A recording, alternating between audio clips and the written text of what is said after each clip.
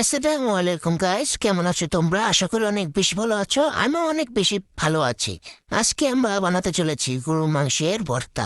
এর জন্য প্রথমে আমরা তেজপাতা, পেঁয়াজ বাটা, আদা এলাচি, বাটা, গোলমরিচ গোলমরিচ এবং লবঙ্গ দিয়ে দেব। তারপর মাংসগুলো দিয়ে দেব। তারপর তেল দিয়ে দেব এবং হলুদের গুঁড়া, মরিচের গুঁড়া দিয়ে ভালোভাবে মাখিয়ে নেব। এরপর চুলায় বসিয়ে দেব।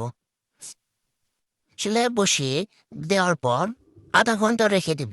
তারপর যখন ঝোল শুকিয়ে যাবে, তারপর আমরা নামিয়ে ফেলবো চুলা থেকে। এরপর মাংসগুলোর মধ্যে তেজপাতা, এলাচি, গোলমরিচ, লবঙ্গ ইত্যাদি সব সরিয়ে ফেলবো। এরপর মাংসগুলো ঝরঝরা করে ফেলবো। তারপর এখানে ভর্তা বানানোর জন্য রয়েছে পেঁয়াজ কুচি, ধনিয়া পাতা, রসুন ভাজা, বেরেস্তা, শুকনা মরিচ, লেবু নিয়ে নেব। তারপরে এখানে শুকনা মরিচ এবং পেঁয়াজ ভালোভাবে মেখে নেব। মেখে নেবার পর কাঁচামরিচ দিয়ে দেব।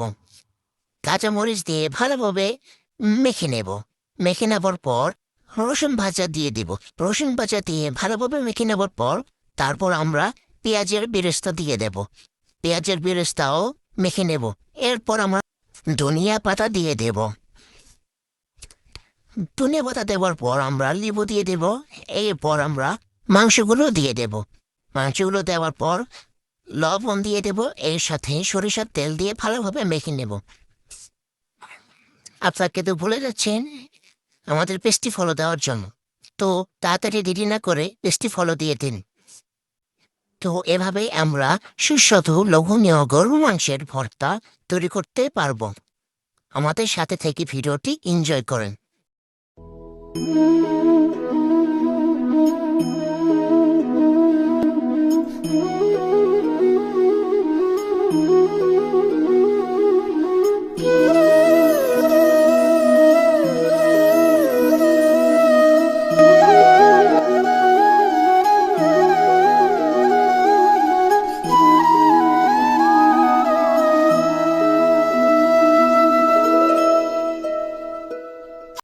গরু মাংসের এই রেসিপিটি খুবই সুস্বাদু হয়েছে। আপনারা এটি খুব সহজে বানিয়ে নিতে পারবেন। তো ভিডিওটি শেয়ার, কমেন্ট, লাইক এবং ফলো দিতে ভুলবেন না। ধন্যবাদ।